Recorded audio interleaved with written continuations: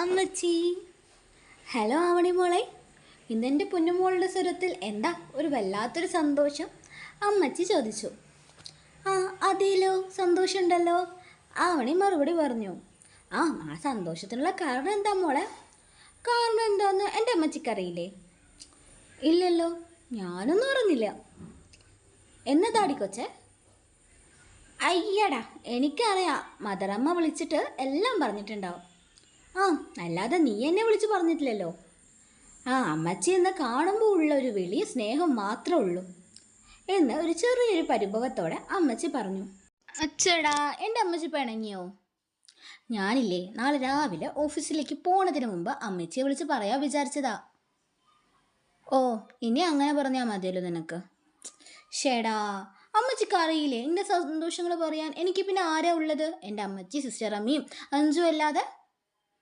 ശരി ശരി, ഇത്തവണ ക്ഷമിച്ചു. എൻ്റെ കൊച്ചു കഴിച്ചോ? അമ്മച്ചി കഴിച്ചു. ഞാനും അഞ്ചും കൂടി പുറത്ത് പോയിട്ടുണ്ടായിരുന്നു, അപ്പോൾ അവിടെ നിന്ന് കഴിച്ചു. അനിമോൾ എന്തേ അമ്മച്ചി? അവൾ മുറി കയറി ഇരിക്കുക, എന്തോ പഠിക്കണമെന്ന് പറഞ്ഞു. ശരി, എന്നാൽ എൻ്റെ മോള് ഫോൺ വെച്ചോ. ഞായറാഴ്ച നമുക്ക് പള്ളിയിൽ പോണ സമയത്ത് കാണാം, അമ്മച്ചി പറഞ്ഞു. ഓക്കെ അമ്മച്ചി, ഗുഡ് നൈറ്റ് എന്ന് പറഞ്ഞ് ആവണി ഫോണ് കട്ട് ചെയ്തു. പിറ്റേന്ന് ആവണി ഓഫീസിലേക്ക് ഇറങ്ങാൻ നിന്നപ്പോഴാണ് കോളിംഗ് ബെൽ ആരോ അടിക്കുന്ന സൗണ്ട് കേട്ടത്. ആരാണാവോ ഈ സമയത്ത് എന്ന് പറഞ്ഞ് ആവണി ഡോർ തുറന്നു. ദേ അപ്പോൾ മുമ്പിൽ ചിരിച്ചുകൊണ്ട് നിൽക്കുന്ന അഞ്ജുവിനെയാണ് കണ്ടത്. നീയായിരുന്നോ? ഞാൻ ആരോ എന്ന് വിചാരിച്ചു. എന്താണ് നീ വന്നേ? ആവണി അഞ്ജുവിനോട് ചോദിച്ചു. അതെ, നിനക്ക് വേണ്ടിയിട്ടാ വന്നേ. എനിക്ക് വേണ്ടിയിട്ടോ? അതേടി, പി ആയിട്ട് ജോയിൻ ചെയ്യുന്ന അന്ന് തന്നെ നീ അങ്ങോട്ട് വൈകി ചെന്ന് ആ സിയോൻ്റെ വായിലിരിക്കുന്നത് കേൾക്കണ്ട എന്ന് വിചാരിച്ചു. അതാ ഞാൻ നേരത്തെ ഇങ്ങോട്ട് വന്നേ. എന്നെ പോലത്തെ ഫ്രണ്ടിനെ നിനക്ക് എവിടെ കിട്ടുമടി? ആവണിയോട് അഞ്ചു ചോദിച്ചു. അതേടി, ഇങ്ങനത്തെ ഒന്നിന് എനിക്ക് മഷിയിട്ട് നോക്കിയാൽ പോലും കിട്ടില്ല, ആവണി ചിരിച്ചുകൊണ്ട് പറഞ്ഞു. മതിയാക്കിയത്, നീ റെഡിയായി കഴിഞ്ഞില്ലേ? ആടി, ഞാൻ ഇറങ്ങാൻ നിൽക്കുമായിരുന്നു. എന്നാവാ, നമുക്ക് പോവാം എന്നു പറഞ്ഞ് ആവണി അഞ്ജുവിൻ്റെ സ്കൂട്ടറിൽ കയറി ഓഫീസിലേക്ക് എത്തി. ഓഫീസിലെത്തി ആദ്യം തന്നെ ആവണി അഞ്ജുവിൻ്റെ സീറ്റിലേക്കാണ് പോയത്. ഇന്നു മുതൽ ഞാനിവിടെ ഒറ്റയ്ക്കാണല്ലേ, അഞ്ജു ആവണിയോട് പറഞ്ഞു. രണ്ടാൾക്കും സീറ്റ് ചേഞ്ച് ചെയ്തതിൽ നല്ല വിഷമമുണ്ടായിരുന്നു കേട്ടോ. കാരണം അവളുടെ സൗഹൃദം ഏറെയും പൂത്തൊളിഞ്ഞത് അവിടെയാണ്. എടി, ഞാൻ സാറോട് പറഞ്ഞിട്ട് ഇങ്ങോട്ട് തന്നെ വന്നാലോ? ആവണി അഞ്ജുവിനോട് ചോദിച്ചു. അതൊന്നും വേണ്ടടി, നീ ഇപ്പോൾ സാറുടെ പിയോ അല്ലേ, നമുക്ക് ആ പവർ വേണം. നീ ഇതൊന്നും ആലോചിച്ച് വിഷമിക്കണ്ട, ഞാൻ ഇവിടെയൊക്കെ തന്നെ ഇല്ലേ. ഇപ്പം എൻ്റെ ആവണിക്കുട്ടി നേരെ ക്യാബിനിലേക്ക് വിട്ടോ എന്ന് അഞ്ജു ആവണിയോട് പറഞ്ഞു. ശരി, ഞാൻ ബ്രേക്ക് ടൈമിൽ വരാട്ടോ എന്ന് പറഞ്ഞ് ആവണി നേരെ ക്യാബിനിലേക്ക് ചെന്നു. എൻ്റെ മാധവ, എന്നെ കാത്തോണേ എന്ന് പറഞ്ഞിട്ടാണ് ക്യാബിൻ്റെ ഉള്ളിലേക്ക് കയറിയത്. അപ്പോൾ ആ സമയം ഡേവിഡ് വന്നിട്ടുണ്ടായിരുന്നില്ല. അത് കണ്ടതും അവൾ വേഗം പോയി ടേബിളൊക്കെ അറേഞ്ച് ചെയ്ത് വെച്ചു. എന്നിട്ട് റിസപ്ഷനെ വിളിച്ച് അപ്പോയിൻമെൻ്റൊക്കെ ആരെങ്കിലും എടുത്തിട്ടുണ്ടോ എന്നൊക്കെ അന്വേഷിച്ചു. എന്നിട്ട് ഡേവിഡിൻ്റെ അന്നത്തെ പ്രോഗ്രാംസ് എല്ലാം ചാർട്ട് ചെയ്ത് വെച്ചു. അപ്പോഴാണ് ക്യാബിൻ ഡോർ ആരോ തുറക്കുന്ന സൗണ്ട് കേട്ടത്. അവൾ തിരിഞ്ഞു നോക്കിയപ്പോൾ ഡേവിഡ് ആയിരുന്നു അത്. Good morning sir. Good morning.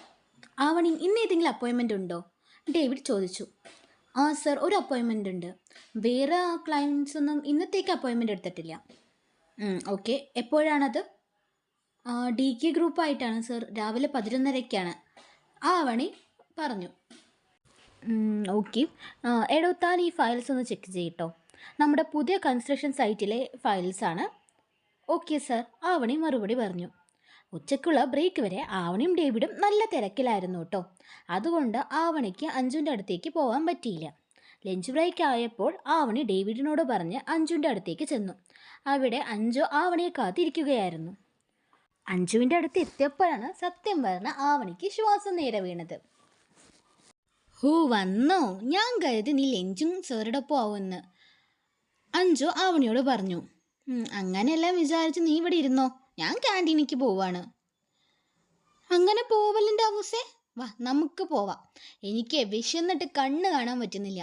നീ വരാത്തതുകൊണ്ട് ഞാൻ ഫുഡ് അടിച്ചിട്ടില്ല. ശരി, എന്നാ വായോ എന്ന് പറഞ്ഞ് രണ്ടാളും വേഗം ക്യാൻറ്റീനിലേക്ക് ചെന്നു. എടി ഔസേ, പറടി, എങ്ങനെയുണ്ടായിരുന്നു സാറിടൊപ്പമുള്ള വർക്ക്? അഞ്ജു ആവണിയോട് ചോദിച്ചു. കുഴപ്പമൊന്നുമില്ലായിരുന്നടാ. അടി, പിന്നെയില്ലേ സാർ ഭയങ്കര ദേഷ്യക്കാരനാണെന്നാട്ടോ ഇവിടെയുള്ള മൊത്തത്തിലുള്ളൊരു ടോക്ക്.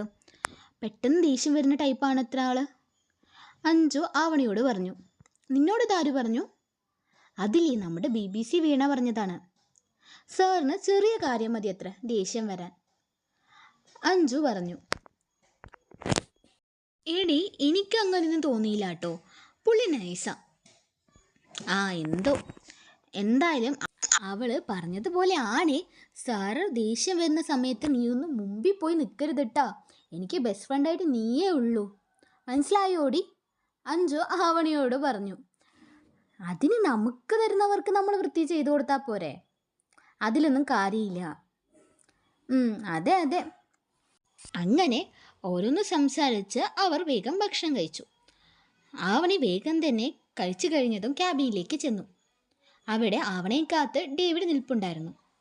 താൻ വന്നോ? എടോ, നമുക്കൊന്ന് കൺസ്ട്രക്ഷൻ സൈറ്റ് വരെ പോയി കാര്യങ്ങളെല്ലാം നോക്കണം, ആവണിയോട് ഡേവിഡ് പറഞ്ഞു. അങ്ങനെ ഓരോന്ന് പറഞ്ഞ് സംസാരിച്ചുകൊണ്ടിരിക്കുന്ന ഇടയിലാണ് ഡേവിഡിന് ഒരു കോൾ വന്നത്.